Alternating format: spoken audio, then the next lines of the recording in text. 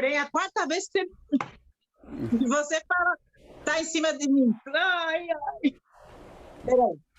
Tá bom. Vamos agradecer por mais um dia, por mais uma noite, por esse estudo, que vai ser o nosso último deste ano, e agradecer por tudo que a gente vem conseguindo angariar até hoje. E pedimos a Deus, aos mentores, que nós possamos entender essa aula, esse bate-papo, esse aprendizado de hoje. Fique conosco, Senhor, hoje e sempre.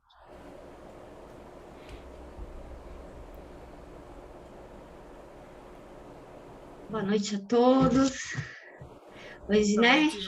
Hoje, nosso último estudo do ano.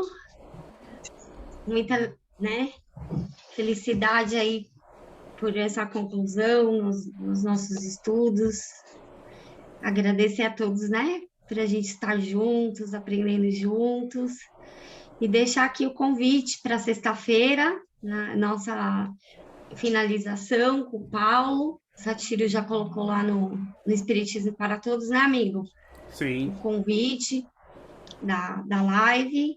Espero que a gente possa estar juntos para conversar um pouquinho, né, sobre esse ano, sobre o significado do Natal para nós, espíritas.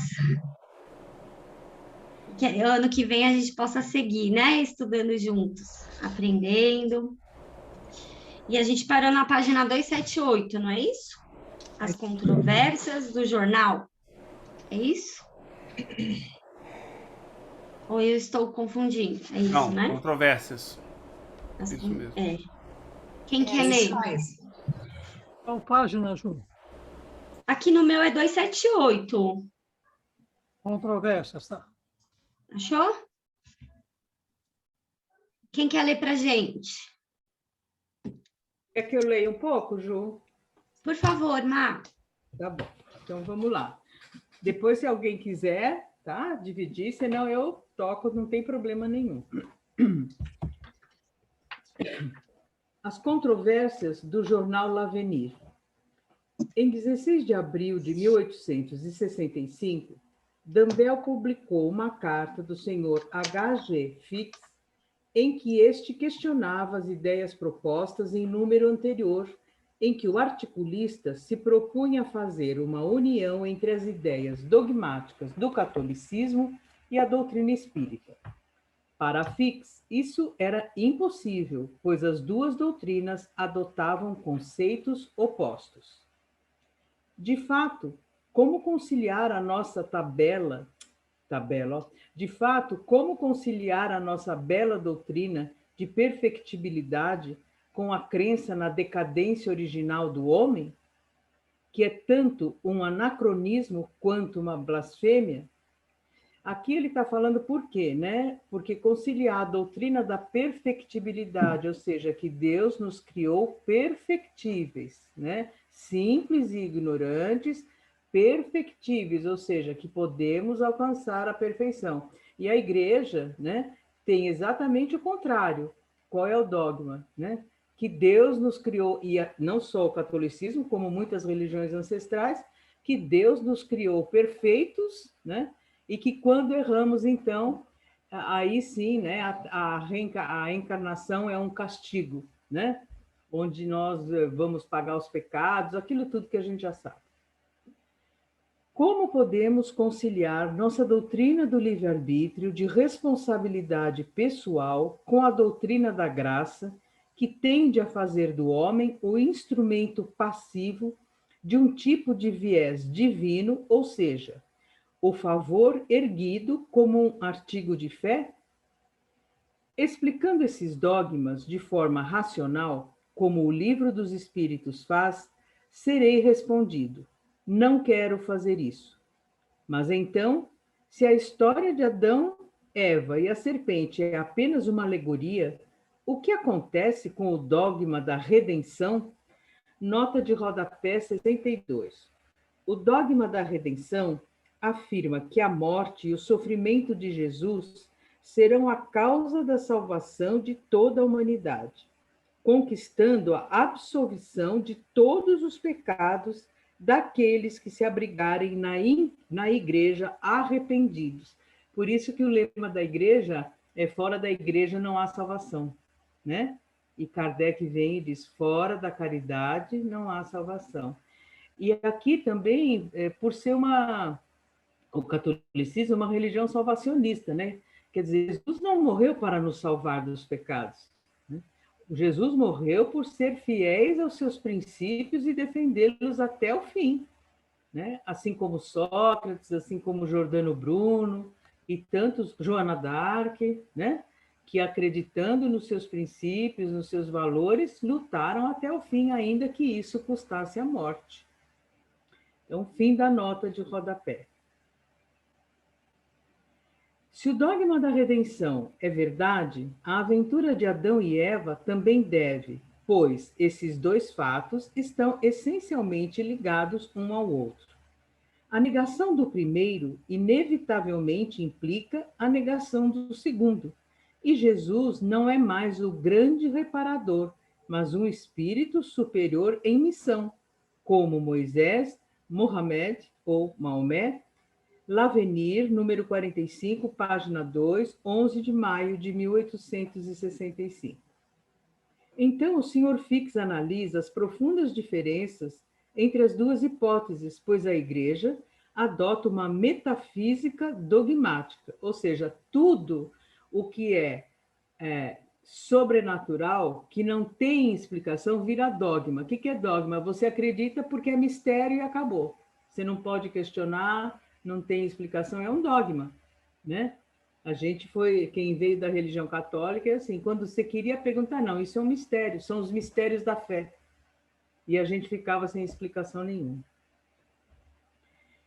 Então, a Igreja adota uma metafísica dogmática, aceita como revelação divina indiscutível, enquanto o Espiritismo está fundamentado na lógica e nos fatos observados pelo estudo do mundo espiritual, pelos depoimentos de seus próprios habitantes, os espíritos.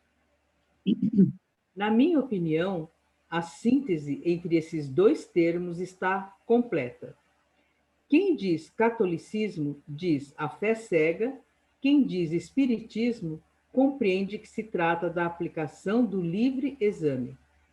Agora, quem pode alegar conciliar esses dois termos opostos, exame livre e fé cega? Entre Roma e a sociedade moderna, o divórcio é irreparável. Roma acredita na eternidade do mal. O Espiritismo acredita no desenvolvimento progressivo do bem. Alguma pergunta, gente, até aqui? Alguém quer colocar alguma coisa? Não. Não? Roma nos diz que o homem é um ser caído, condenado à ignorância, miséria, servidão aqui na terra e punição eterna após a morte. Nossa fé na perfectibilidade do espírito parece-lhe blasfêmia. Chama-se graça, entre parênteses, o dogma, e o espiritismo se chama justiça e caridade.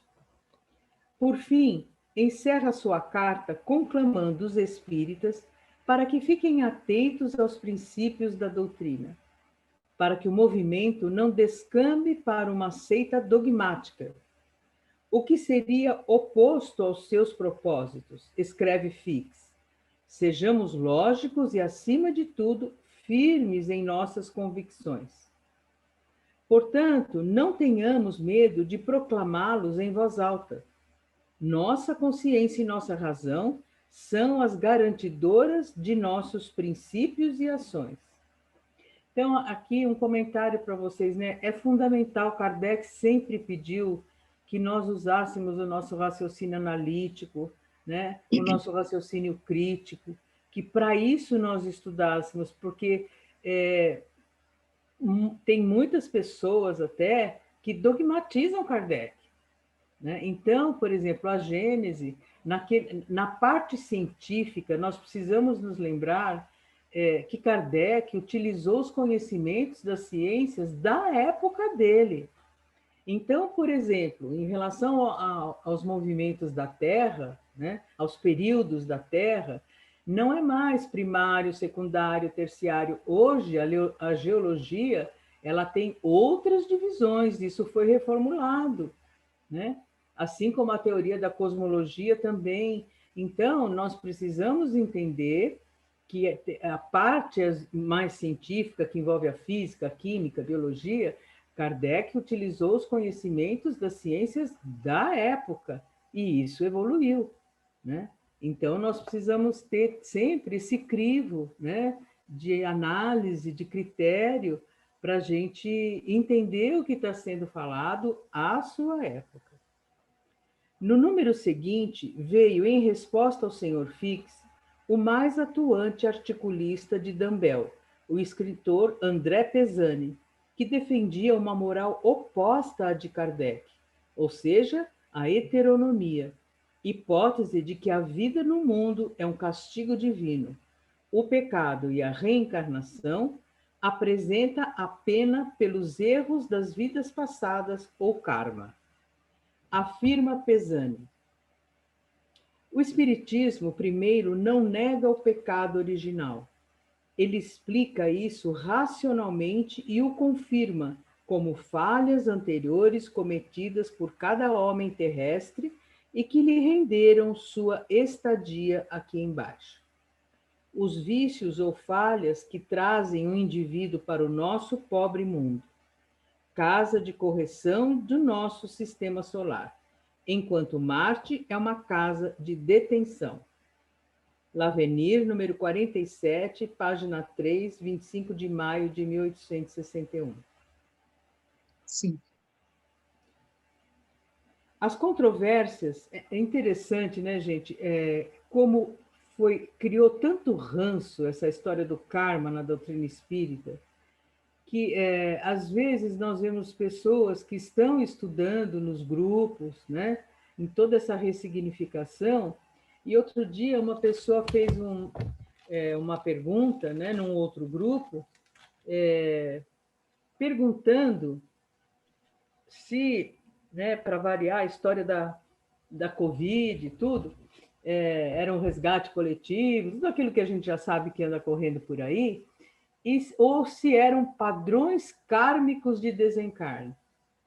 Então, é nosso dever moral, pelo menos é assim que eu entendo, né? E isso eu abro até para vocês, é nosso dever moral, com toda a delicadeza, claro, né, e humildade, fazer essa correção. Não existe padrão kármico de desencarne, pelo amor, não existe padrão kármico nenhum para nada, né? Nós precisamos voltar sempre, né, aos atributos de Deus, né, inteligência suprema, causa primária de todas as coisas, soberanamente justo e bom, que nos criou como seres individuais. Então, como é que pode, né, existir padrão kármico de desencarne, padrão kármico? Não tem padrão, cada um de nós é único, porque cada um de nós tem seus erros, suas imperfeições, assim como suas conquistas. Então, eu particularmente, quando eu ouço, eu com muita delicadeza, eu marco, pontuo e faço a correção, porque nós precisamos tirar esses vícios equivocados, desse vocabulário equivocado, né? De planejamento reencarnatório. Eu falei, cada vez que alguém fala isso, planejamento reencarnatório, eu imagino assim, materialmente, Deus sentado na frente do notebook, abrindo uma planilha do Excel e pondo, né, um planejamento assim, primeiro dia, quando nasceu, né, como nós estamos vendo uma doutrina espírita tão libertadora, tão consoladora, né, com o exercício do livre-arbítrio. Então, assim, nós precisamos...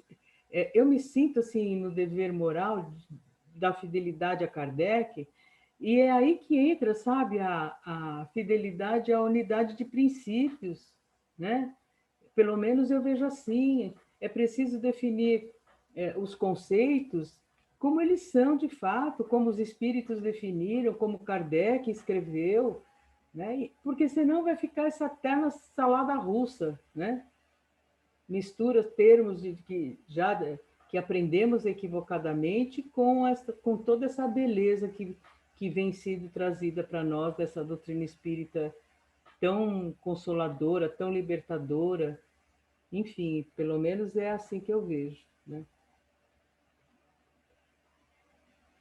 As controvérsias tomavam as páginas desse periódico.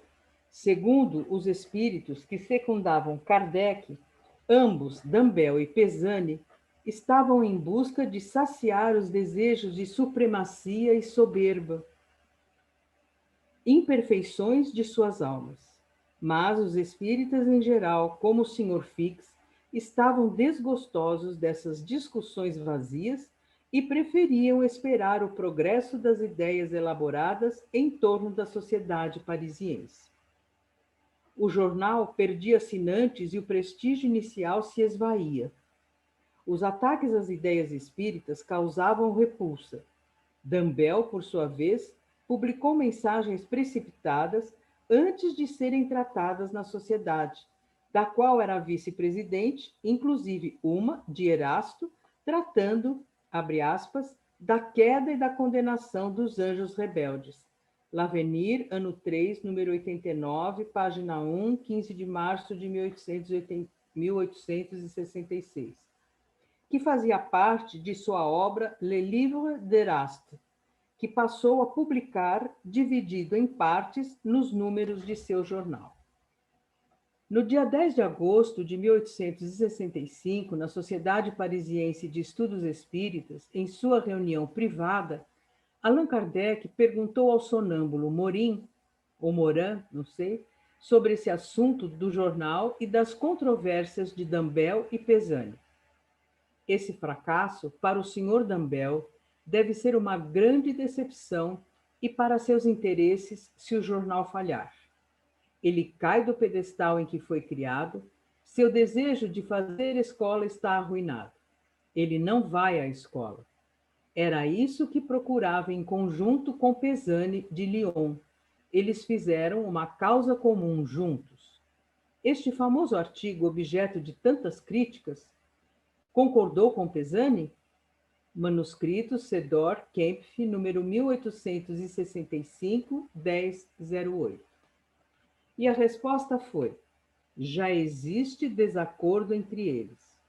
Como tudo que é ditado pela atração de qualquer egoísmo, esses dois seres que deram as mãos para cavalgar, mas com a intenção mútua de chutar o traseiro um do outro, uma vez no objetivo, caiu no caminho. Não que eles sejam abertamente, mas existem diferenças. Um escreve algo que o outro não vê na mesma direção. Um faria isso, o outro aquilo. Em suma, é uma associação inofensiva. Dumbel provocou séria reprovação na sexta-feira, o que terá consequências desastrosas para a sua prosperidade material. Sua circulação está diminuindo, o que é um mau sinal. Se ele fosse forte, teria enfrentado tudo e chegado ao seu posto. Mas, vendo-se fraco e gradualmente abandonado, ele era covarde, estava com medo. E Biden, né? É o mesmo documento lá de cima. Os espíritos avisaram Kardec que os espíritas estavam desgostosos com as controvérsias daqueles que tentavam impor suas próprias ideias.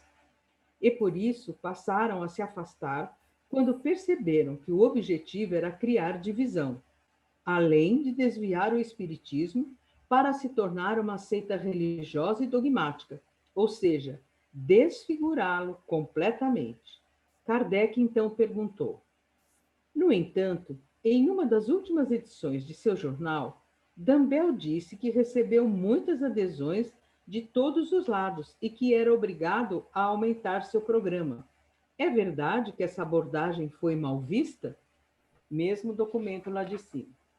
E lhe responderam: quando um jornal ou um teatro cai, quando um banqueiro se vê nas garras de uma ruína iminente, o primeiro multiplica os artigos.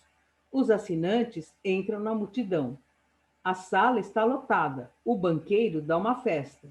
É um anúncio como outro qualquer, mas pior que qualquer outro. Este homem é dotado de uma grande inteligência. Poderia ter feito isso, servir ao interesse geral, mas ele não queria. Tentou subir nos ombros da multidão. Mas ali o isolamento o deslumbra, e ele cairá sobre os pés daqueles a quem esmagou. Queria ser um líder de seita, mas se pudesse brilhar na segunda linha, na primeira ele não poderia fazer nada. O orgulho o cega e o faz ir além da meta. Também naquele documento de Sedor. Por fim, a orientação espiritual dada a Kardec explica a situação difícil enfrentada por Dumbell, emaranhado nos problemas criados por ele próprio. O bem, às vezes, quer agir sobre ele, mas o orgulho, a inveja e o ciúme, essa trilogia de paixões sempre prevalece. E Biden. É incrível, mas o próprio Dumbell serviu como médium para uma comunicação de Erasto, anos antes de se desviar, em 1863, tratando exatamente do perigo de abrir guarda em virtude do orgulho e da ambição. Se muitos espíritos imperfeitos se imiscuem na obra que perseguimos, tenho um muito grande desgosto de constatar que, entre as nossas melhores ajudas da Terra, muitos se dobraram sob o peso de sua tarefa e retomaram pouco a pouco o caminho de suas antigas fraquezas, de tal sorte que as grandes almas etéreas que os aconselhavam são, desde logo, substituídas por espíritos menos puros e menos perfeitos. Kardec, Revista Espírita, 1863, dezembro, página 18. O trabalho mediúnico exige uma atenção constante por parte de todos os médiuns. Isso porque, quando servem aos bons espíritos, as mensagens, curas, consolos, notícias, tudo que vem do mundo espiritual como auxílio, causa grande emoção, desejo de ser grato, profunda alegria. E a maioria dos indivíduos não sabem o que fazer para demonstrar seu reconhecimento. Essa é a hora de o médium estar consciente de que seu papel é só de intermediação, como se fosse um carteiro entregando a correspondência. Seria certo o carteiro que entrega um aviso de crédito achar-se merecedor de uma parte do dinheiro por ter levado o documento ao beneficiário? E o porteiro do banco achar que deve ter comissão de cada um para o qual abriu a porta? O médium deve ficar feliz por ser intermediário do bem que os espíritos fazem e basta. Mas, para isso, é preciso ter grande determinação e senso de realidade.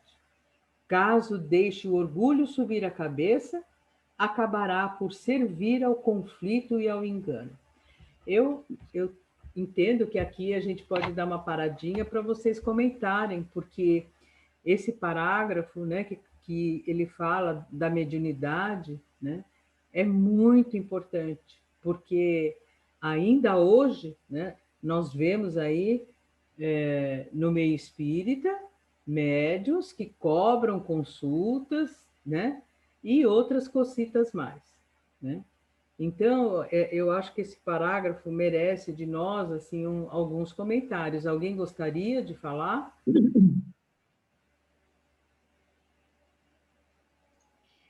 Eu penso que nenhum médium que lê o Livro dos Espíritos, pelo menos, pode fingir demência, né? E falar que não tinha o conhecimento do que os espíritos passaram. Agora, sendo, né, o espiritismo fundamentado na liberdade, cada um faz uso do seu livre-arbítrio para fazer suas escolhas, né? Porque ali você está fazendo uma escolha consciente, né? Está claro, não só estou falando dos livros dos médiuns, porque é uma leitura né, que vai trabalhar especificamente este tema. Eu acredito que qualquer pessoa que, né, se coloque como espírita e faça trabalhos mediúnicos, se deu ao trabalho de, pelo menos, estudar livros dos médiuns. Então, isso é muito bem colocado pelos espíritos, é muito claro, né? Somos apenas um intermediário, a obra não é nossa, são deles. E sabe, Ju, eu vejo assim, né? Esse parágrafo que ele escreveu é tão importante, né? Porque a gente às vezes vê na casa espírita, mesmo no passe, né? As pessoas, na hora que vão embora, muitas vezes, olha, muito obrigado, o seu passe é excelente, olha, eu não consigo ficar uma semana sem vir tomar o seu passe, né? Muito obrigado. Não agradeça a mim, né? Agradeça a espiritualidade maior, aos benfeitores amigos, né? E às vezes tem um ou outro médium que se envaidece disso, né? Então, olha, aquele assistido, ele vem nessa sala só para tomar passe comigo, porque ele diz que meu passe é forte. Uhum. Então, é em todos os sentidos, em qualquer tarefa, né, que nós estejamos trabalhando, realmente nós mantermos toda a imparcialidade possível, deixar de lado qualquer traço de vaidade, de orgulho, né? Deixar falar mais alto realmente a nossa razão. Então, é muito importante. Eu estava estudando Leon Denis, né? E no capítulo exatamente que ele, depois da morte, ele fala do charlatanismo e da venalidade, né? Ou seja, que é vender aquilo que se conhece. E eu vou ler só esse parágrafozinho para vocês, porque é tão complementar, né, a isso que nós estamos falando. Ele está falando exatamente do charlatanismo, das pessoas que, né, ainda cobram, e ele diz assim: mas a ignorância é difícil de vencer. Os erros e os abusos que engendra têm muitas vezes mais império do que a verdade e a razão. Então, se realmente, né, o médium às vezes deixa, né, por fraqueza, por imperfeição, falar mais alto aí a sua vaidade, o seu orgulho, né, ele ficar conhecido, ele deixa cair por terra toda a possibilidade de fazer um trabalho digno, correto, né? Muito perigoso. Hoje eu assisti um vídeo antigo da esposa do Herculano, né? Bem antigo. Postaram no Face e ela falou assim: o Herculano faz mais falta para a doutrina espírita hoje do que para nós familiares, né? E ela, sabe, ela estava pedindo, né? O que falta para os espíritas é o estudo, né? E ela coloca de uma forma tão, né, bonitinha, né? A forma dela colocar. E você vê que essa citação que você fez, ele cita a questão, né, da ignorância, de você errar por desconhecimento, por falta de estudo, de compreensão, é uma coisa, né? Você, talvez, ler, estudar e mesmo assim cometer um erro, porque você está ali no processo de aprendizagem, que é diferente.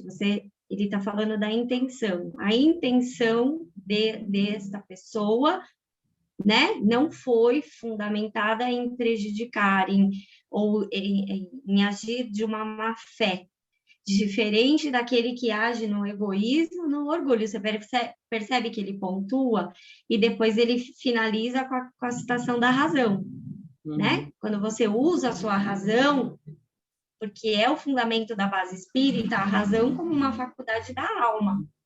Então, você receber ali a mensagem, você usar a sua razão, o bom senso, compartilhar com o grupo, para que você não entre num processo de, né, fascinação, porque também é uma possibilidade, né, um processo obsessivo, mas que também perpassa por questões que você tem dentro de você, que você está em luta, né? Exatamente. Aqui na página 208... Oi, Rô? Pode concluir. Não, era isso. Pode falar. Então, aqui na página 208, ele descreve aqui, né? Dumbel, por sua vez, publicou mensagens precipitadas antes de serem tratadas na sociedade, né, da qual era vice-presidente. Inclusive uma de Erasto, tratado, né? Então, assim, ele estava tão, assim, alto de si, né? E ele fez isso, publicou a mensagem. Então, se é uma mensagem mediúnica, né? E ele, como médium lá da sociedade, não é ele, por ser mediúnica, não é ele que decide sozinho, né? Então, já passa por essa parte de o médium ele ter essa noção, né? De que precisa outros ali também avaliar aquela mensagem. E daí ele, de certa forma, ele foi cometendo ali se deixando levar pelas paixões dele, né? E foi cada vez mais se enrolando, e que nem o Espírito fala que ele mesmo, né? Se enrolou com os erros próprios dele. E assim, ó, na questão da casa espírita, né? Que ali é no atendimento fraterno, é na hora do passe, é no tratamento do magnetismo, as pessoas ficam gratas, né? E daí elas, às vezes, elas chegam até você e falam, e daí é a nossa parte, né? Da gente falar que a gente não fez mais do que cumprir o nosso dever, que não tem nada de especial e que dentro da casa espírita a espiritualidade, se ela quer agradecer, que ela seja grata à espiritualidade, que não tem nenhum nome, né? Não é Emmanuel, não é André Luiz, não é Bezerra, não é Maria, não é Jesus, né? É a espiritualidade. E a gente saber que é o nosso dever. Você faria aquilo por qualquer pessoa, né? Porque às vezes a pessoa ela tá tão assim carente, né? E ela sente um alívio tão grande que ela vai. Então aí chega a nossa parte de falar dessa maneira. E outra, hoje é você que está precisando, amanhã pode ser eu e você me ajudar, né? Então a gente tem que falar assim, né? Que não tem que santificar ninguém, nem ficar agradecer. Quer agradecer? Agradeça a espiritualidade. E assim, teve uma amiga minha que fez uma pergunta assim, até pertinente, né? Ela falou assim: as pessoas trabalham com a mediunidade dentro da casa espírita, mas se ela faz um trabalho terapêutico, holístico, espiritualista, e ela está no trabalho dela, ela está exercendo a mediunidade dela também? E por que ela cobra? Né? Aí a pessoa fez essa pergunta. A gente conversou um pouquinho tal, mas não conseguimos responder. Mas a gente falou para ela assim, a gente tem que cada vez mais estudar e ir tirando nossas conclusões. Então, mediunidade, ela tá o tempo todo, em todo lugar, para todos. Né? Agora, a gente tem que saber separar o que é o nosso ganha-pão, né? Ali da nossa sobrevivência, a gente saber que a espiritualidade está ao nosso redor o tempo todo, e que se naquele momento que a gente vai atender alguém, que seja ali no nosso trabalho, a gente quer pedir ajuda da espiritualidade amiga, tem essa consciência, você está fazendo ali na sua intimidade. Você faz na sua intimidade. E não expõe a pessoa, né? Eu falo assim, não, vamos agora chamar seu anjo de guarda, né, seu protetor. Não, eu acho que tem que... A pessoa, ela faz na intimidade dela, e daí ela faz o trabalho dela ali, e a espiritualidade, se julgar necessária, ela vai fazer. Agora, aí cada um tem que usar sua consciência, né? Claro. E saber se tá cobrando a mediunidade, se está misturando as coisas, né? Então, tem que ter esse cuidado. Exatamente, esse é o ponto crucial, porque, veja, se a pessoa é uma terapeuta holística, então ela atende terapeuticamente, ela fez cursos, né? Ela é formada em florais de Bach, em reiki, em cromoterapia, em aromaterapia. Isso é uma coisa, e ela está usando os conhecimentos que ela adquiriu através de cursos. Isso é uma coisa que é o trabalho dela, né? Outra coisa, a mesma pessoa que é terapeuta holística vai trabalhar na casa espírita, ou vai atender alguém no consultório dela, ela não vai atender como espírita. Ela pode, é uma coisa assim, a pessoa até acaba usando a sua percepção, mas isso como terapeuta já, não tem nada a Ela ver. pode usar a percepção dela e fazer a evocação dela, mas na intimidade dela. Sim, sim. Ela, na intimidade dela, no silêncio dela ali. Exatamente. Penso eu, né? Sabe, gente, é uma coisa tão delicada, né? Eu me lembro quando eu estava no terceiro, isso já faz muitos anos, né? No terceiro ano de médios, teve até um calor assim na classe, né? Porque uma das colegas, nós estávamos falando exatamente da mediunidade, né? Que tem que ser de absoluto desinteresse material e moral, né? Porque tudo bem, não tem interesse material, mas tem interesse moral. Ah, vou ficar famosa, né? Porque sou uma pessoa que, né? Então, e Leon Denis fala isso de uma forma muito contundente também, né? E essa menina na classe, ela falou assim, mas é claro que eu não vou escrever um dia um livro como um Chico Xavier. E aí todo mundo, tá, né? Era o que me faltava, ela querer também escrever um livro como o Chico.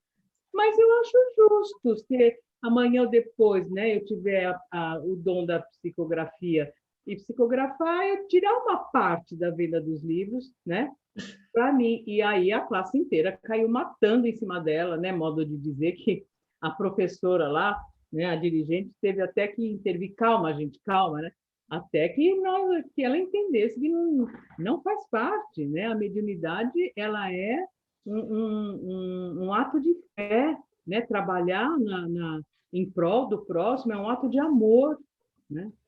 Mas, enfim, mas às vezes tem pessoas que pensam assim, né?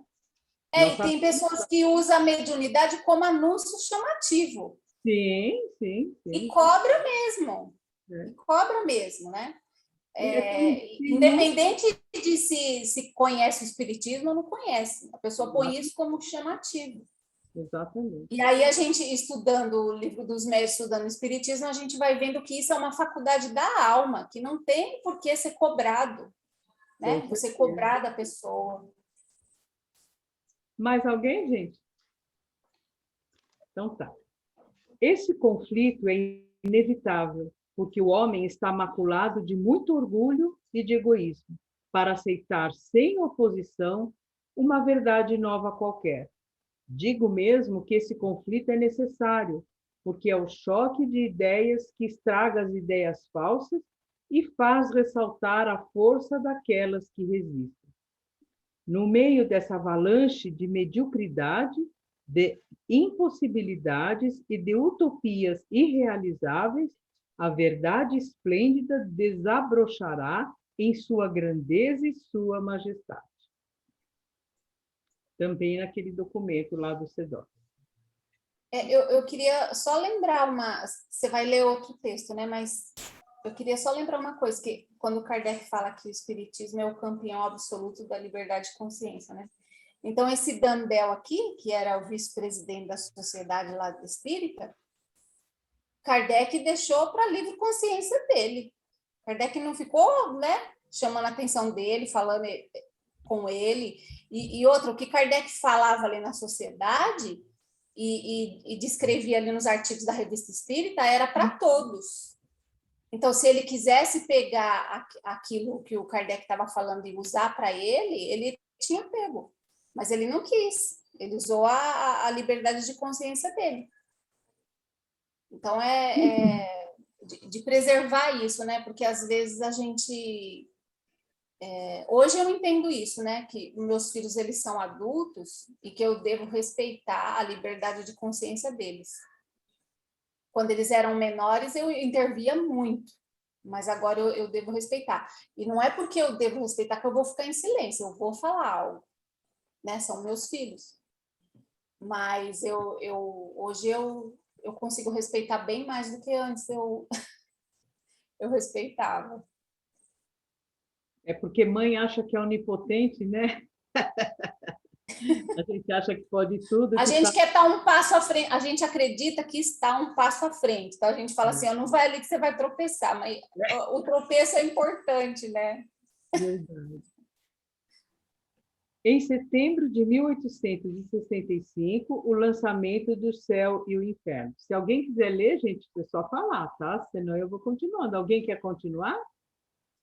A questão desse dumbbell, né, o Conde, quando ontem eu estava folheando lá, né, e lendo no estudo a questão da tradução dos evangelhos, dos 4 evangelhos pela Federação Espírita Brasileira, e eu fiquei meio chocada, assim, porque a primeira vez que eu li, eu não me atentei à questão do dumbbell, porque eu não conhecia ele, né, não sabia da história dele.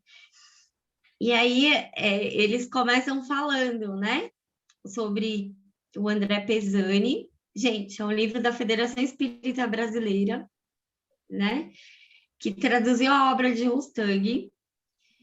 E aí ele coloca, né, que o André Pesani inicia Rustang no Espiritismo. Depois, lá na página 58, ele coloca: Jesus não foi um homem carnal, revestido de um corpo. Aí, mais para frente, na 65, ele vai pondo: Jesus é um espírito puro que não está sujeito à reencarnação. Depois, lá na 68, né, um resuminho para a gente refletir. Ele coloca: a obra, né, os 4 evangelhos de Rustang, se destina a criar a base e os fundamentos da Igreja Universal do Cristo para a nova era. Uma Igreja Universal. E lá na página 74 ele coloca: os evangelhos vêm abrir a nova fase do moderno espiritismo. Nossa. E aí ele traz a citação, né? Ele vai usar Dumbbell e André Pesani, né? Para colocando as colocações que eles fazem contra a doutrina de Kardec, né? Dizendo que ela já está ultrapassada e que já existem novos estudiosos. Está num livro traduzido pela Federação Espírita. Ju, então eles se valem do Dumbbell e do André Pesani para se justificar. Para falar da obra de Rustang. Para falar da obra de Rustang. Nossa. Eu vou dizer uma coisa, gente. Não é foco do nosso estudo, mas é tão sem propósito essa coisa de Jesus ter sido um agênero, não ter tido a encarnação, né, a natureza física. Gente, é uma coisa assim... Mas você percebe, Omar, quando a gente fala assim, ó, a questão, um Jesus fluídico, não. E aí, por isso que Kardec pondera na Gênese a diferença de Jesus, né, na sua vida e Jesus pós-morte. São 2 Jesus diferentes, né? E ele deixa isso muito bem ponderado. Claro. Mas, por mais que a gente fale, não, Jesus teve um corpo de carne, a gente até debateu muito isso lá no estudo do céu e inferno, ele sofreu, não sofreu, a gente debateu muito essa questão e trouxe aquilo, né, que Kardec explica na Gênese. Só que você percebe que dentro do meio espírita existe um Jesus divino, divinizado, colocado longe de nós. Exato. E existe hoje o espiritismo instituído como uma religião formal. Sim, sim. Por isso eu estou trazendo essa reflexão para nós. Porque ele fala, né? Eu até esqueci aqui de anotar a página, mas ele fala: estou fazendo uma previsão, que acho que é na página 75, que daqui 50 anos, isso foi na tradução de 1920, no máximo em 50 anos, o espiritismo estará instituído como uma religião. E hoje ele é uma religião. Longe do que foi a proposta dos espíritos, mas ele se instituiu como uma religião. Então, na realidade, né, Ju, quando eu falei dessa coisa de ser um despropósito, um absurdo tão grande, eu quis me referir a Rustang, né? Porque, gente, né, é só a gente, como é que Deus, um Pai amoroso e bom, ia fazer de Jesus uma farsa, né? Quer dizer, tudo foi uma farsa, tudo foi né? E assim, em Jesus ia transgredir uma lei que é geral. Claro. Tipo, essa lei que é geral não se aplica em Jesus. Entendeu? Ele é o único diferente. E outra coisa, gente, Ô, Marisa. Oi. Marisa e Ju. Vocês estão estranhando, o pessoal está estranhando isso, mas daí se explica. Psicologicamente se explica tudo isso. Analisa. Vamos analisar como é que é. Como é que é o ser humano? O ser humano busca um mito, busca um herói. Sim. Por quê? Porque ele não quer ele estar na linha de frente. Então ele pega, implanta num ser qualquer e vira torcida. Não, o mito vai dar certo, o herói vai dar certo. Foi assim sempre. É o herói do povo brasileiro, é o mito da Alemanha, é o não sei o quê. Todos os lugares do mundo é assim. É o indivíduo que vai salvar. Isso em todas as áreas também, no cinema, no esporte. Então, o que acontece? As pessoas pegam e plasmam elas mesmas nos outros. Elas se sentem importantes a partir do momento que elas se plasmam nos outros. Então, você vê essa turma que vai atrás dessas bandas de rock, de artista de cinema, de jogador de futebol, de jogador disso. E o que aconteceu no espiritismo ali? Aconteceu o seguinte, quando pegou e falou, é contigo, cara. As pessoas se sentiram incomodadas. Pô, estão me cutucando, a doutrina me cutuca. Ela me cobra a ação. O que é mais fácil? Talvez os espíritos estejam errados. Aí vem alguém e fala assim, olha, esses espíritos não sabem nada. Porque até Kardec, quando falou que eles eram infalíveis, veio um e falou assim, olha, o espírito que está se comunicando lá é um espírito muito superior a esses, então ele sabe coisas que esse outro não sabe. E ele fala uma linguagem que todo mundo conhece, que é a linguagem da acomodação.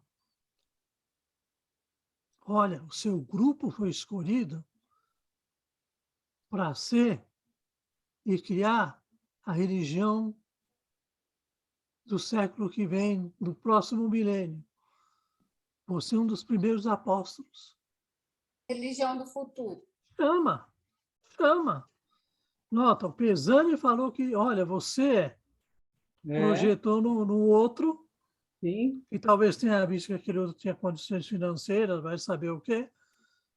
O outro pegou e gostou do elogio do Pesani, ele fala que o Pesani era um dos enviados, naquele fatídico livro que publica em 80, depois da morte da senhora Kardec, que ele deixou pronto, que os dois já estavam desencarnados, e falou, olha, o Kardec veio fazer a parte científica, o Pesani a filosófica, e preparar para a fase mais principal, que era a religiosa, que está na mão do Mustang. E se você pegar aquele Mustang, o apóstolo do Espiritismo, conta toda essa historinha também. Eles falam, olha, o método de Kardec já era criticado dentro da própria sociedade, já cita D'Ambel também naquele livro, Jorge Damas, cita coisa que não aconteceu, diz que o Mustang encontrou Kardec, abraçou Kardec, hoje está provado que nunca se viram, só trocaram correspondência. Mas e daí? Mas foi um errozinho, que vale o resto. Não vão, eles são mustanguistas, não surpreenda com o que eles estão publicando. Eles são mustanguistas. A leitura deles é a leitura do Mustang. Com certeza. Para eles engolem Kardec. Mas eles engolem Kardec para passar Mustang. Sim. Quando vê que o cara está meio assim, já é meio místico, o que eles chamam lá? Chega no cara perto lá na própria federação e fala assim, olha, estamos vendo que você é um cara esforçado, vou te convidar para estudar a revelação da revelação. Gente, até o nome, revelação da revelação. É um estágio a mais. Pois é. É assim que eles vão concatenando. Pega na vaidade, Pega aquele livro que vocês leram lá do Estudos Espíritas de um Pequeno Grupo de Crentes Humildes. Sim, sim. Está todo mundo fascinado. O Saião vai, olha, vocês... Tem uma hora que os caras começam a nem questionar mais. Imita uma galinha, eles imitam a galinha. Galinha não, um galo. Um galo, ó, imita um galo e canta 3 vezes, porque alguém vai negar a gente aqui. O cara imita o galo. Fora os espíritos que eles diziam que recebiam as mensagens, né? Gente, eles falaram que Jesus se manifestou. É, Eles acreditavam que Jesus esteve entre eles. pois é. E eles se atiravam, levavam crucifixos. Agora, Isso no primeiro, né? A gente está vendo os estudos espíritas, a primeira parte. Sim. O segundo livro de 1896 já traz as reuniões que estão o Bezerra junto. Sim. Então, nota, eles estão fascinados. A gente tem de separar o que eu digo. Eles eram bem intencionados, eram. Não estou dizendo que eles eram mau caráter, estavam vivendo de dinheiro. Não, eles acreditavam naquilo. Mas eles estavam fascinados, absolutamente. Estavam fascinados. Fascinados. Entendeu? E tanto é que eles não percebem. Quando um cara escreve um livro recordando todos os alunos que se formaram no Largo São Francisco, que o Saião se formou lá, o Bittencourt Sampaio também. E o cara escreve um livro descrevendo uma pequena biografia de todos eles. Para fazer chacota do Saião, o cara publica a aparição de Cristo no livro. Ele reproduz aquela aparição do Cristo. E eles entendem como um elogio. Hein? Não percebe que o cara estava falando, olha, esse se perdeu totalmente. Claro. Ou você acha que um ateu escrevendo sobre uma biografia de alunos do São Francisco iria elogiar uma atitude mística dessa, que destoava de tudo o resto que se formou lá? Ele colocou como chacota. Mas é difícil, é difícil. Porque quando você lida com eles, o que eles fazem? É tapinha nas costas, eles vão te... Porque eles estão fascinados. Sim. Eles se julgam que estão dentro de uma hierarquia, que eles são superiores a todos os demais. O Wilson Garcia, por exemplo, uma vez eu estava conversando com ele, e ele falou que estava conversando com determinada pessoa dentro da FEB, rustanguista, estava conversando, aí ele pegou esse rustanguista, gentil, falando com ele, chamou um outro. O outro olhou isso, mediu de... Ih, você está dando atenção para ele? Saiu de longe, assim. Hein? Entendeu? Porque eles não... Eles estão... Eles acreditam nisso que eles estão fazendo. E até porque, né, a FEB se acha, e nesse artigo que eu acabei de falar para vocês, que tem na Revista Espírita, né, a Organização do Espiritismo, nossa, Kardec é tão claro, ele fala que os espíritas devem procurar um apoio sólido que não seja de uma instituição humana. Ou seja, ali, naquela frase de Kardec, isso está nesse artigo da Revista Espírita, que chama-se A Organização do Espiritismo, depois até eu dou para vocês, está bem aqui na mão do livro Autonomia. Kardec fala exatamente a antítese do que é a federação, que se acha... O que o Pesani defendia? O Pesani defendia o espiritismo sem espíritos. Ele acha, a federação, né, Kardec defendia que não houvesse essa instituição e que os grupos se apoiassem, mas não se filiassem nem materialmente, ou seja, que os grupos fossem independentes do que seja hoje uma federativa. Mas, no entanto, a FEB se acha a casa máter do espiritismo. Esse artigo é muito bacana, muito bacana. A Ju falou de um livro de 29. 20. Eu pude ver documentos produzidos pela FEB da década de 10, década de 20, que está lá no arquivo do Canuto, que são transcrições de sessões mediúnicas. E você nota que é totalmente, exatamente isso que nós estamos falando hoje. Qualquer espírito que se comunica, eles não têm senso crítico. Qualquer espírito que fala lá, como está dentro da FEB falando, É ele sacramental. fala a verdade. Mesmo que seja um espírito sofredor, ou que finge ser um espírito sofredor, é um espírito que vai estar falando sempre a verdade. Porque eles são protegidos por um grupo espiritual que faz com que nada que ocorra lá possa ludibriar eles. E o Canuto, eu adoro o Canuto, porque é o seguinte, o Canuto é um indivíduo extremamente religioso. Só que ele é extremamente imparcial. Uhum. Então, ele, por exemplo, não vou dizer que ele concorda com Kardec, mas ele faz com que o Kardec apareça do jeito que Kardec pensava. Ele coloca a voz do Kardec exatamente como o Kardec pensa, ainda que não seja, que ele esteja totalmente de acordo.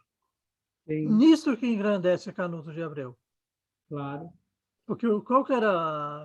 Você vê a quantidade de Bíblia que esse homem tinha, ele era um estudioso do Velho Testamento, do Novo Testamento, dos livros religiosos muito grande, mas ao mesmo tempo era um indivíduo que era muito cônscio.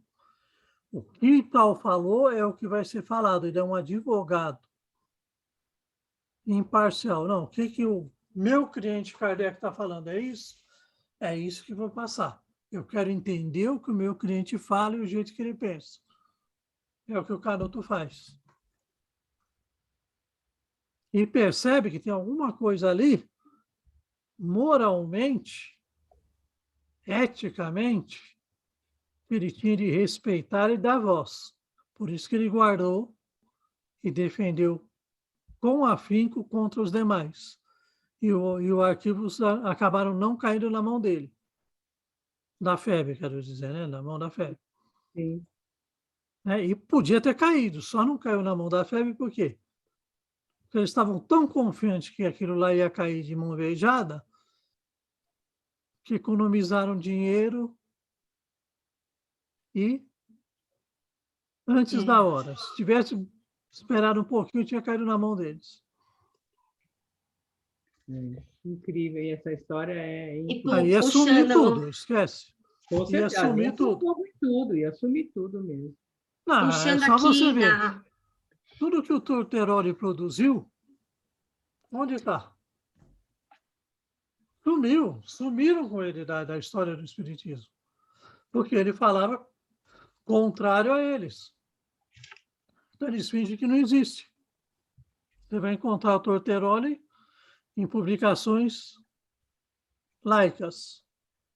Uhum. Ó, gente, se vocês quiserem anotar, o artigo A Organização do Espiritismo é na Revista Espírita de 1861, no mês de dezembro, tá? A Organização do Espiritismo. Muito bacana esse artigo. Fala, Ju, você ia falar? Aqui, pesquisando aqui, porque a Revista Espírita de 63 é uma das minhas preferidas, né? Que ela fala muito da parte filosófica. Então, aqui, né, numa das mensagens, que é o período da luta, ele está colocando assim, né? A luta determinará uma nova fase do espiritismo e levará ao quarto período, porque, né, esse artigo faz um link com os períodos do espiritismo, que será o período religioso. Depois virá o quinto, que é o período intermediário, consequência natural do precedente e que mais tarde receberá sua denominação característica. O sexto e último período será o da renovação social, que abrirá a era do século XX.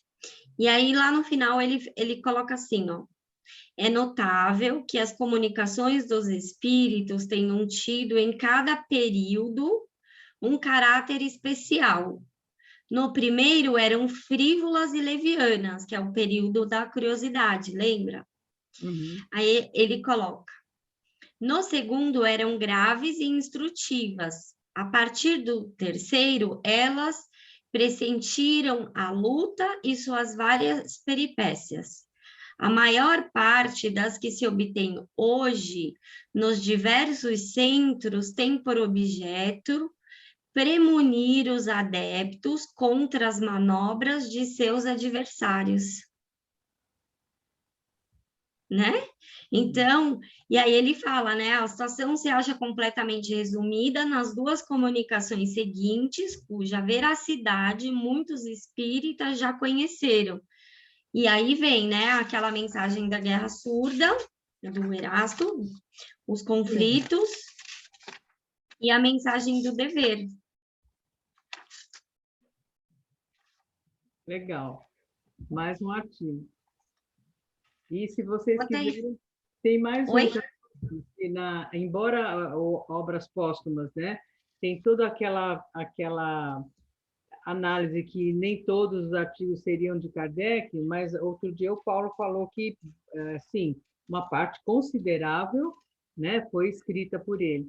Então, se vocês quiserem ler, ele é um artigo longo, mas é brilhante, e eu estou falando isso porque foi nesse artigo que eu me baseei para dar esse tema lá no segundo ano de aprendizes, né? Que é a natureza de Jesus. Está lá no Obras Póstumas, se eu não me engano, na segunda parte. Kardec argumenta por A mais B mais C, o que a igreja pensava, por que ela queria, né, manter a divinização de Maria, enfim, é maravilhoso esse artigo. A natureza de Jesus. Que oração? Continuamos, gente? Que eu não sei nem que oração. São 9h15. Ô, Jerusa, você queria falar alguma coisa? Só para comentar, porque eles falam que Jesus não tinha um corpo físico, né? Que ele não podia reencarnar e tal. Mas isso seria Jesus combatia tanto a hipocrisia e ele não seria um hipócrita de viver dessa forma, de vir dessa forma, né? Ele combatia muito a hipocrisia. Isso seria uma vida hipócrita, né? Partindo Claro. de Jesus, impossível, né? Claro. É uma forma da gente pensar. Pois é. E é tão ilógico, né? Aquele que nos deixou todo um código moral de conduta, né? Ter tido uma vida falsa? Como assim? Não, pois é. Então, é realmente para você ver, né, Jerusa, e todos nós, assim, o que faz, né, a fascinação, né? O que faz eu achar que eu sou uma enviada de Deus e que a partir de agora eu vou... Nossa! Aí as pessoas ficam mesmo, do ponto de vista psicológico, além do ponto de vista espírita, né, Ju? Do ponto de vista psicológico, nossa, a fascinação é terrível. É verdade. Continuamos mais um pouquinho? Sim, né? Eu não sei se vai dar tempo da gente ler esse item todo, Má. E ele é um item bem importante. Então, Melhor discutir de uma vez, né? Eu acho mais viável, porque ele é um item bem importante, porque ele vai começar a falar sobre, né, o lançamento do livro Céu e Inferno, depois ele entra no item Kardec retorna para colocar os pingos nos is, né, que eu acredito que ele vai falar do processo pós o adoecimento de Kardec, e aí ele já finaliza com mais um item, e daí a gente já entra na teoria moral espírita. tá bom, então nós paramos por aqui, né? É melhor parar por aqui, né? Agora só. Eu acho, é uma sugestão, não sei o que vocês pensam. Não, tem razão. E aí também poderíamos, Satiro, ver a possibilidade de quando a gente entrar aqui nessa parte da teoria moral, se o Paulo poderia vir participar do nosso estudo. Podemos agendar, sim. E aí a gente entra nessa parte da verdadeira teoria moral espírita, a gente poder debater um pouquinho, né, se ele puder vir falar, que agora a gente entra numa outra parte do livro. Sim, vamos programar mais ou menos a data que a gente deve entrar, e daí a gente Para ver se ele pode falar um pouquinho sobre isso, a ressignificação dos termos. Não sei, né, o que vocês acham, eu penso que seria legal. Com certeza, né? Com Se a gente certeza. pudesse ter essa oportunidade. É, Com certeza. vamos fazer um Mas aí programa. a gente faz de terça-feira mesmo, dentro do nosso estudo. Isso. Eu vou marcar com ele para fevereiro, não sei, mais na terceira aula, mais ou menos, para a gente poder fazer isso. Dar 2 aulas para a gente acabar de estudar isso aqui. Não, acho que vai mais, viu, amigo? Vai mais? Vai. Eu vou Dá uma olhar analisada. aqui o tempo certinho, Eu agendo com ele para terça-feira. que eu acredito que a gente deve conseguir chegar lá em março ali, mais ou menos. Tá bom. A nossa Porque data a gente- de retorno é quando? A gente volta na primeira semana de fevereiro. Tá. Ah, tá. Viu, Ju? Gente, Eu ia falar o seguinte. Dica. Eu acredito que o Paulo vai estar disponível só depois de março. É, Que agora quando ele começa a escrever, fica incomunicável. ele falou na quinta-feira, lembra? Que ele vai entrar nesse processo de escrever. E vamos deixar ele escrever, gente, para a gente ter mais livro para estudar. Deixa ele escrever bastante, para a gente estudar bastante. Não que seja do nosso interesse, nós somos desinteressados, né, Ju? Não, a gente quer aprender, né? Quer estudar. Ó, a Deixa primeira ele semana estudar lá para ele compartilhar depois, tá, gente? Ó, Então, a eu primeira- acredito que seria bacana, né, marcar lá por março, que eu acho que também vai ser o tempo da gente avançar nesse estudo. Mesmo que a gente adentre um pouquinho o estudo da teoria moral, não tem Isso. problema, porque é um Não tem capítulo que a problema. gente vai estudar, né, devagar, conversando, parando, buscando o entendimento. Então, mesmo que não seja no primeiro, não tem problema. Tá bom. a primeira semana de fevereiro, a primeira terça-feira de fevereiro é exatamente dia 1º de fevereiro. Nós voltamos dia 1º ou dia 8? Não, dia 1º de fevereiro é carnaval. Não. Não, é março o Desculpa, carnaval. Bobagem. É 1º de março. Não, peraí. Mas não vai ter carnaval. Carnaval Quem vai do pular Satiro carnaval? começa dia 1 de fevereiro. Ele só volta em março, Vai- gente. Baiano é assim. Baiano começa cedo, entendeu? Entendeu? Daí tá me lembrando uma crônica do Luiz Fernando Veríssimo, falando que o Carnaval da Bahia ainda é aquele de 1949, que não parou até agora. Viu essa crônica dele? Já vi. Ótima, demais. Velho. Então, voltamos dia 1 ou dia 8? Não, a primeira terça-feira. Primeira data da semana que tiver, a gente volta. Deixa eu marcar aqui onde a gente parou. Voltamos dia 1º de fevereiro. É terça-feira, né? Então é isso aí, terça-feira. Combinado. Muito bom? bom. Até sexta-feira, então, amigos. Olha, já agora, no sábado nós, no próximo já não temos. Não. Não. E recomeçamos quando? Recomeçamos no primeiro sábado de fevereiro. Que dia que é, Má? Você tem aí a data? Primeiro Sim. sábado de fevereiro? Primeiro sábado de fevereiro é dia 5. Então, a gente vai voltar com o livro do Paul Janet, porque a gente não terminou. A gente não vai ler ele em corrida inteiro, mas vai ler os temas principais. Então, a gente fez 2 sábados de estudo, esse que passou e o anterior, que a gente estudou as noções morais, né? E aí a gente segue estudando, né, a questão da vontade da alma e alguns outros temas que são importantes. Então, quem puder também está convidado. Esse estudo não está sendo gravado, É aberto para quem quiser. Que horas é que aberto é? para Ju? quem quiser. Hã?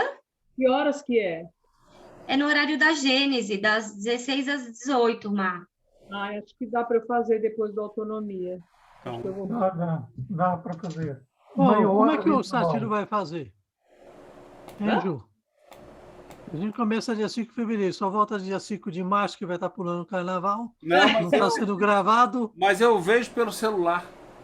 Não, mas não está sendo gravado. Mas eu vou ver pelo celular. Enquanto a gente dança, a gente... Mas você vai ver, vai atrapalhar, vai ficar a imagem Ah, tremenda, vai Sa- estar... Salvador não você vai vai ter tá carnaval pulando. de rua, não, viu? Salvador não não vão fazer carnaval na Tem rua, outras não. capitais que vão ter aí. Natal acabou de ter, vai ter outras capitais que tem aí, entendeu? A gente pula carnaval em qualquer lugar, não tem problema não. Então, Olha lá, e tá aí vendo? Falei pra eu vou você. assistir, eu vou abrir, eu abro o estudo e fico assistindo enquanto pulo carnaval. E Sempre. olha, o Satiro, se tiver carnaval, ele vai para Veneza, se não tiver no Com Brasil. certeza, Mas com ele certeza. pula.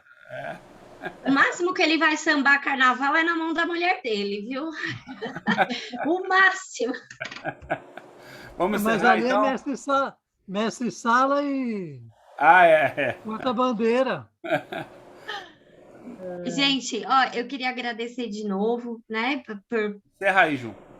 pela essa amizade que se formou entre nós, né, esse respeito, esse carinho. Eu acho que o que une a todos nós é esse objetivo de estudar a doutrina espírita, estudar, né, as obras dos espíritos, da codificação, o entendimento, né, que Kardec trouxe para nós através dos livros que ele codificou. Então, acho que esse é um objetivo comum de todos nós que somos aqui estudantes do IPT.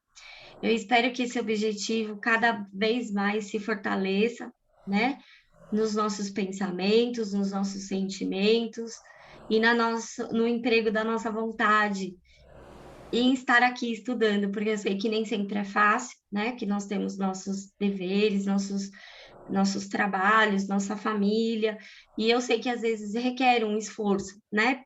Pessoal de cada um de nós. E que neste final de ano seja um momento, né? Da gente se fortalecer nessa busca de estudo, fortalecer a nossa amizade, o nosso compartilhar, né? Que a gente cada vez mais possa trazer materiais, contribuir com o estudo da forma que a gente, né, acha que seria bacana, porque eu acho que isso que fortalece, que traz um incentivo para cada um de nós de estar aqui, e com esse sentimento, né, no coração de gratidão, né, de ter conhecido tantas pessoas queridas, que cada um de vocês, né, tem um cantinho aí especial no nosso coração. Foi momentos difíceis que a pandemia trouxe, mas acho que também trouxe essa união, essa oportunidade, né, de estudo, da gente se conhecer, que muitos de nós não nos conhecíamos, né, moramos em lugares distantes, mas que a gente possa finalizar esse ano com esse sentimento, né, que a gente se empenhou em estudar, em buscar esse entendimento com respeito, com amizade, né, com compartilhamento de material, de troca de conhecimento, de debates, e acho que tudo isso contribuiu para o nosso crescimento individual de cada um. E também para o coletivo, né? Porque a gente cresceu muito como grupo. É isso.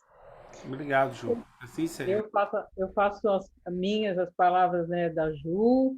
Quero agradecer de todo o coração vocês, Ju, Satiro e a todos vocês, né? Nós estamos juntos nessa caminhada, aprendendo sempre, cada vez mais, né? Estudando profundamente a nossa doutrina espírita, né? Tão querida, fazendo o que Kardec tanto nos pediu, que nós estudássemos muito e profundamente, né? E realmente os laços de amizade, de carinho, de respeito são fundamentais na nossa vida, né? Jesus já dizia, granjeai amigos, né? E a gente, graças a Deus, a gente é mais do que um grupo, porque os laços vão se estreitando de afeto, de carinho. Então, muito obrigada a vocês. Sexta-feira a gente se vê, né? Mas caso alguém não esteja, um Feliz Natal a todos, com muita união, muita fraternidade. Esse é o nosso verdadeiro Natal, né? A união, a fraternidade, o bem coletivo. Mais do que nunca a gente aprendeu tudo isso, né? E com certeza 2022 seja um ano de muito estudo para nós. Muito, né, Ju? Que assim seja. Eu também estou muito feliz e muito obrigada por estar participando desse grupo. Obrigada. Eu também. Muito obrigada a todos que, de certa forma, fizeram companhia nas horas em que nos encontrávamos ausentes. Uma boa noite para você. Verdade. Sexta-feira estamos aí, né? Deus Tá. quiser. Estamos aí. Tchau, Tchau. gente. Eu